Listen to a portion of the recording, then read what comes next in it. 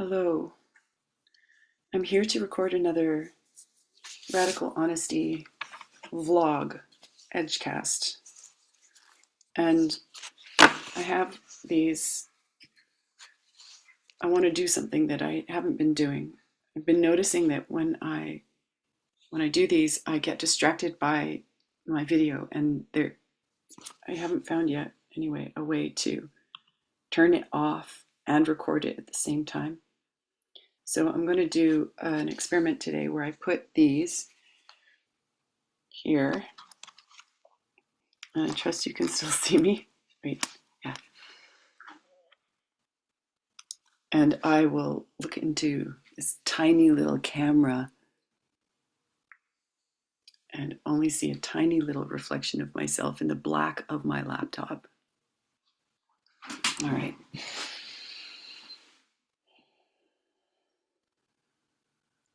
My grounding cord is sky blue, sparkly sky blue. I came here after having read from a report from Janet Redmond in the Possibility Creation Village on Telegram, which is a space full of people who study and use possibility management, and they report from time to time about what they're creating. They ask for possibilities. All kinds of things get shared. And Janet was describing an experience she had in a lab where she was very silent, she was very liquid. Like, I don't know if you already know what a liquid state is.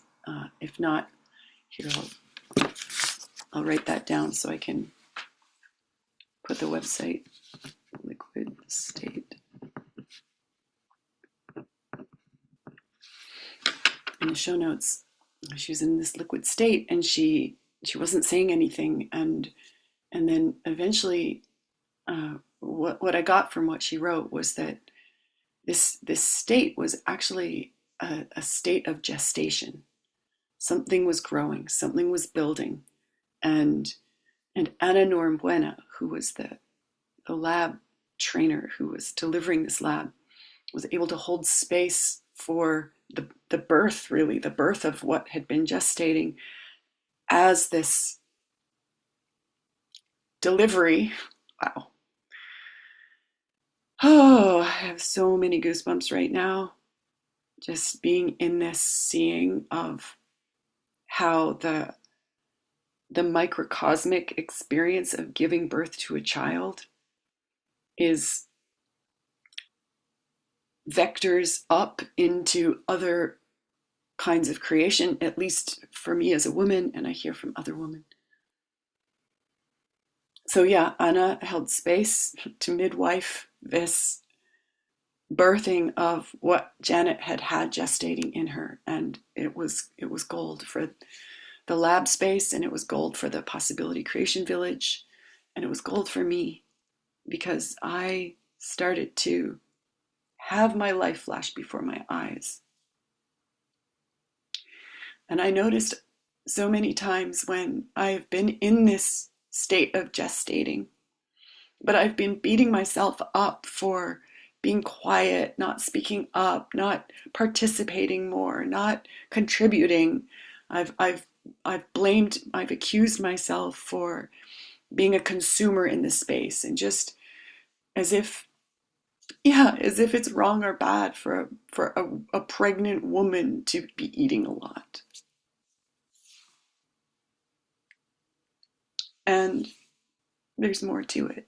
And I just started writing about this in the group. I noticed that then when I do birth the thing alone, sometimes without space holders, midwives, that then I take revenge on the village by keeping these creations to myself, or just letting people see them a little bit, and not so much like how I was as a mother when I had babies.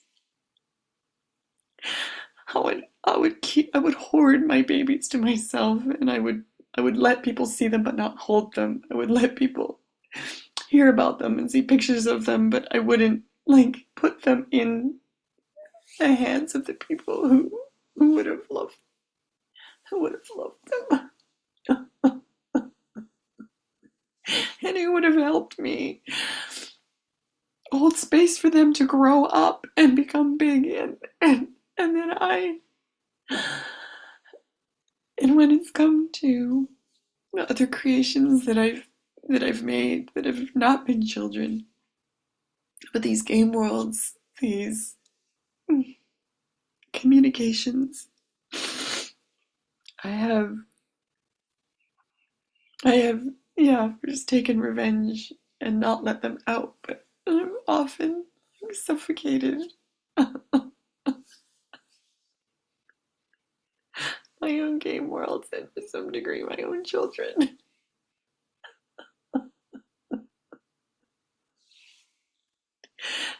I'm just gonna write this emotional healing process doorway. I feel this emotional sadness about how I've taken revenge and how I've made this, yeah, by first of all judging myself, birthing in secret,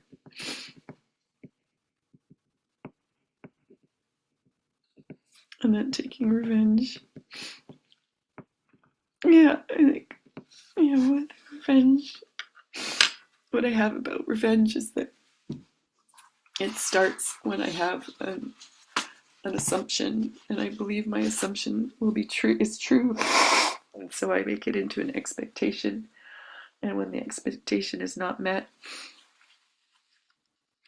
I feel all these feelings and emotions and mix them and use them to justify taking revenge. So, what would the assumption have been?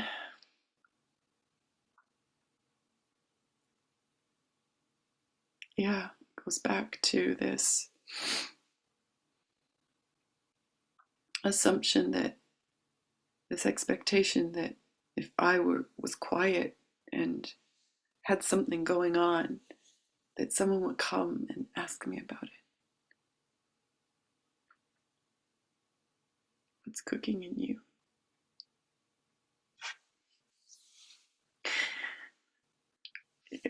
Yeah, I even notice about remembering, especially the first time I was pregnant, where somebody did say, "What's cooking in you? What's going on with you? You haven't been up and about." And I had a chance to say I'm pregnant, and my whole life is changing. And and yeah, I remember that person wasn't able to hold space for all four of my feelings without trying to rescue me as if I needed rescuing. And yeah, this is all part of it. Just assume I expected people to respect me, that I would handle things, that I could grow into this new identity, and that, yeah, I expected them to be with me as I grew into this new identity.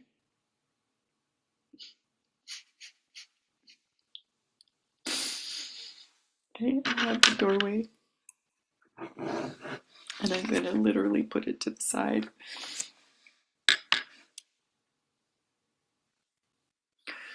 so that I can use my feelings about the here and now to continue to deliver this report, which is being more radically honest about the things that are gestating or the things that have already been birthed that I have been hoarding and not sharing. And those of you who have never met me and have been watching the Radical Honesty Edgecasts, I mean, I was just shocked last week when I posted the most recent one, and within a couple of days there were over 100 views. I was like, who are these people who are watching, and why don't they say anything? Why don't they let me know who they are? And I even felt scared. I was like, are people gathering like some kind of weird intel on me? uh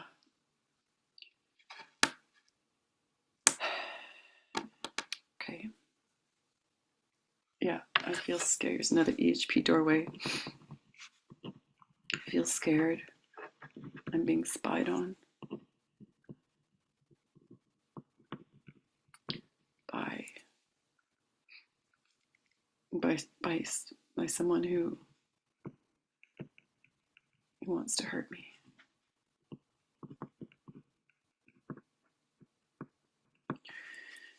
Honestly, not that I think that anything I'm up to is, significant enough to warrant attention. Yeah.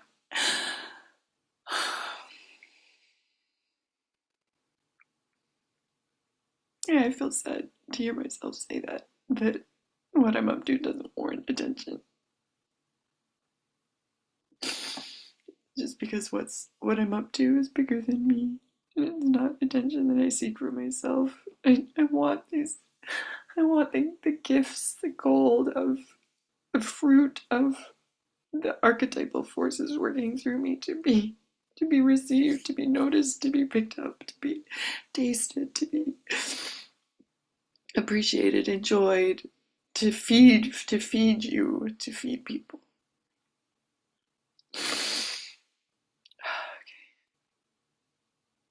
HP doorway to the side, start over. What do I really want to say?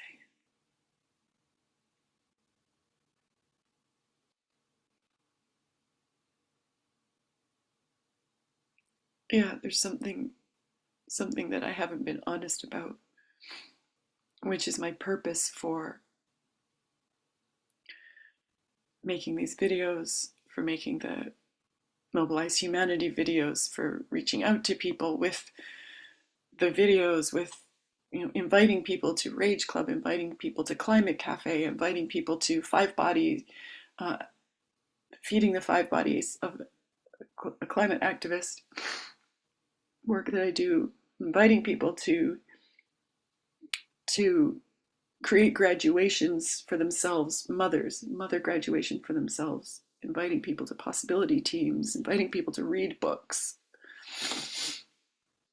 to read my newsletter, to really my purpose. What is my purpose? I've been hiding my purpose, which is to find the edge workers who want to go beyond the edge of modern culture with me in in five bodies, in all of the levels, in person. Okay, yes, energetically, mentally, digitally, but really in person. What I am longing for is to have an in-person team of people who are also using distinctions, thought maps, processes, tools, especially the ones from possibility management because they just work so well. And from other places, I use maps from other places. I use tools from other places. I use distinctions from other places. I do experiments wherever I am, whether I'm with possibilitators or not, to experiment together, about how to create heaven on earth, how to create the golden age, how to create nirvana. I don't know, that's maybe not it. No, it's more like how to create Shambhala,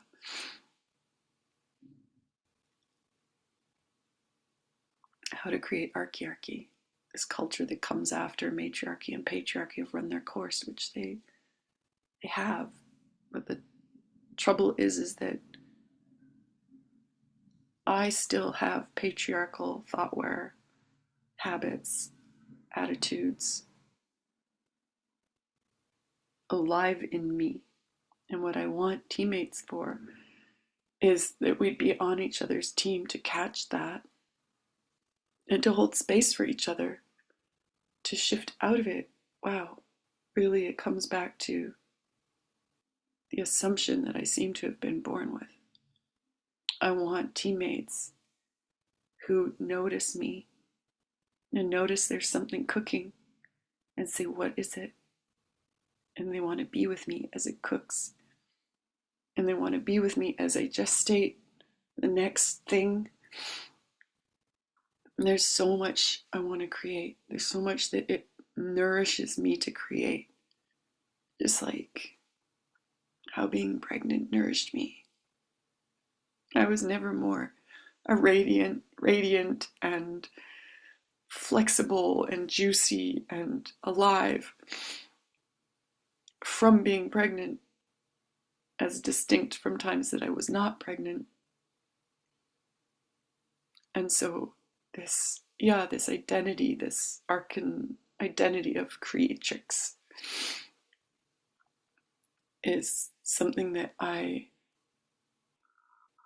where these two kinds of food come together, the heart food of loving what I'm gestating, loving what I'm creating, loving how I'm feeding myself so that I can, and also being alive for this.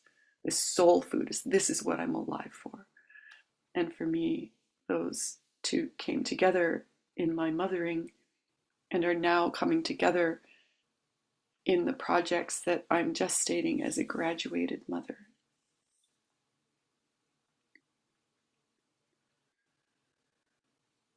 And so as I've been getting clear about what feeds me, it's like this question of what do I love? What do I love? What did I almost come to earth to enjoy? And then what did I come to earth to create? And where these two things come together.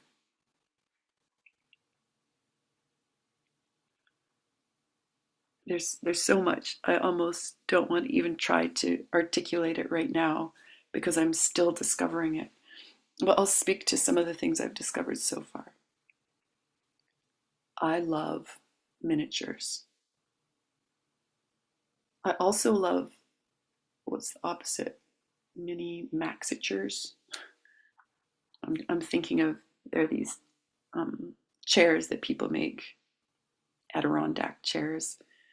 And there's the human-sized chair, and then sometimes there are these massive ones people have made. And then sometimes there are these miniature ones people have made. And I just like the massive ones and the miniature ones kind of better than I like the regular size ones. I also love textiles. I love like this scarf. I just love it. This sweater.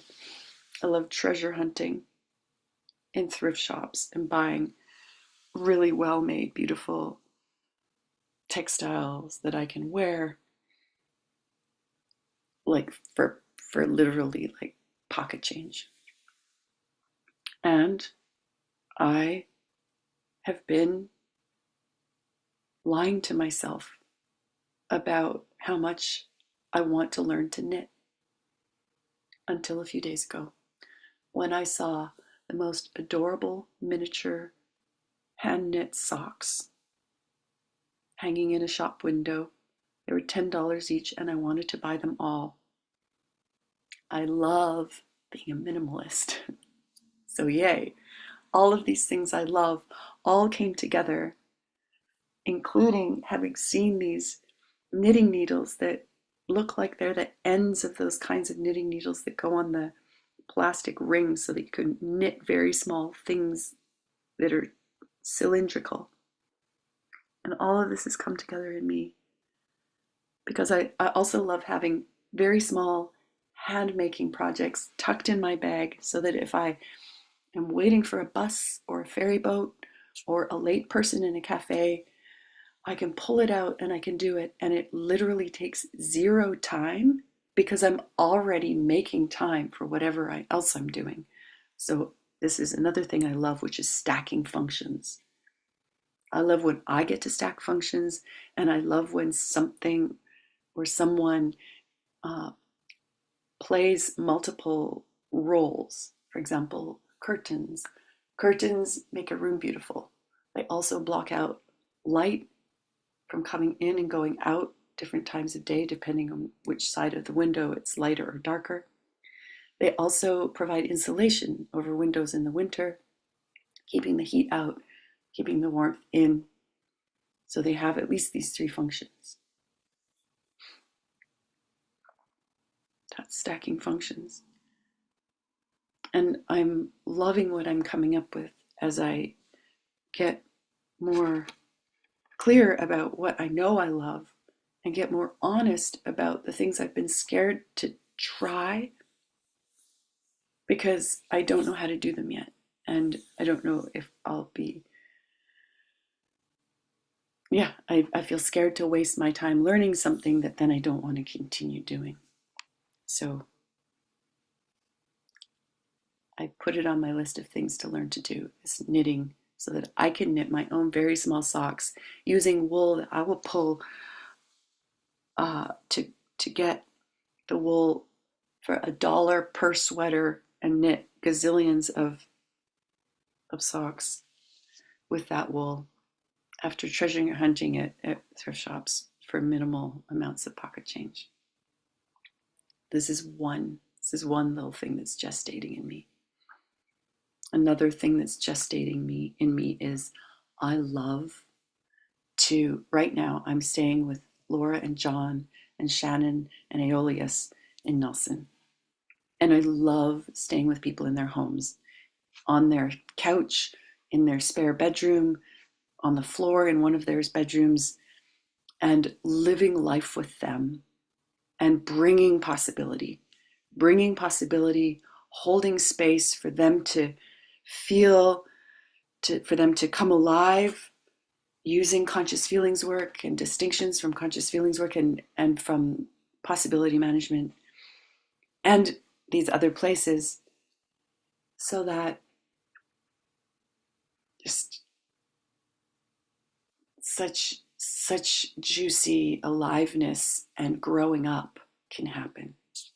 And then they can become more often generous creators, sharing all of the phases of creation, and then we can join each other in the multi-purpose space of all these creations existing together in the Gaian eco-village, which for me is the ultimate kind of microcosm of heaven on earth, are these land-based,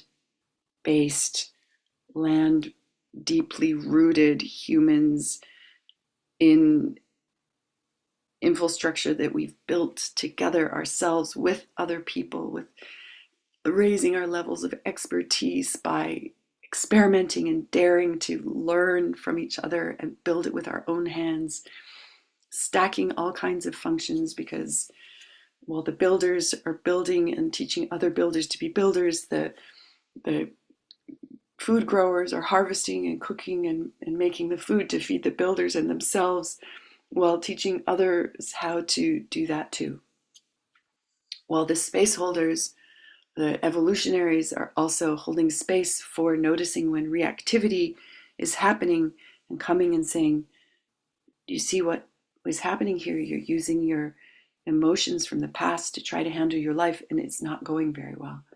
How about you come with me and do an emotional healing process so that you can come back with your gold from your process and bring such value to the village, and then weave back in side by side, shoulder to shoulder with these people who are really for you. There's more, and I'm going to end here and come back another day. Thank you for watching, for listening. Thank you for letting things in. May the value that is available to you from this space really seep into you for your greatest benefit, for the benefit of the people around you, the ecosystem around you, and yeah, everything and everyone in your circle of influence. And I would love for you to reach out. I would love to be on your team about,